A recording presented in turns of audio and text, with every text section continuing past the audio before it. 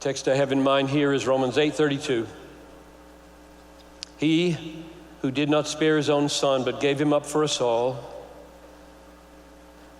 Then comes a rhetorical question. How will he not also with him graciously give us all things? So here's the cross in the first half of that verse, right? He who did not spare his own son. There's the cross. And then comes the precious logic. You know how rhetorical questions work? If you ask a rhetorical question and you don't answer it, which Paul doesn't, you assume everybody knows the answer, and it is obvious what the answer is. How will he not give them graciously all things? Answer, he will. That's the answer. Of course he will. So you read it like this. He who did not spare his own son, but gave him up for us all, will most certainly with him graciously give us all things. That's the logic. He didn't spare his own son. He gave him up for us all. Therefore, we know with absolute certainty he will put all of his sovereignty in the service of his omnipotent mercy and obliterate every inadequacy in the performance of his will. Who will he do that for?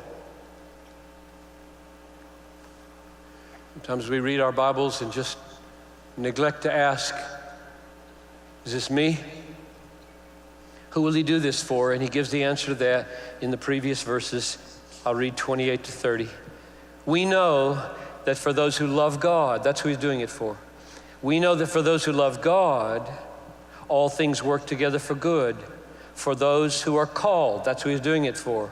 Those who love God and who are called. Verse 29, for those whom he foreknew, he also predestined to be conformed to the image of his Son. And those whom he predestined, he also called. And those whom he called, he also justified.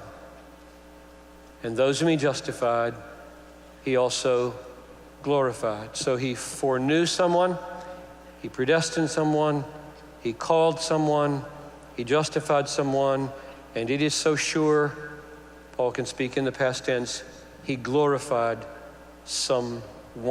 And then he asks in verse 31, what shall we say to this absolutely certain chain? And his answer is verse 32. If God didn't spare his son, he's going to put all of his omnipotent mercy at the service of keeping us, whom he foreknew and predestined and called and justified, so that we will make it to the end. So those whom he foreknew, he predestined. Those whom he predestined, he called. Those whom he called, he justified. And those whom he justified, he glorified. From predestination to glorification, nobody is lost. Every obstacle is obliterated. And he bases that on the cross in verse 32.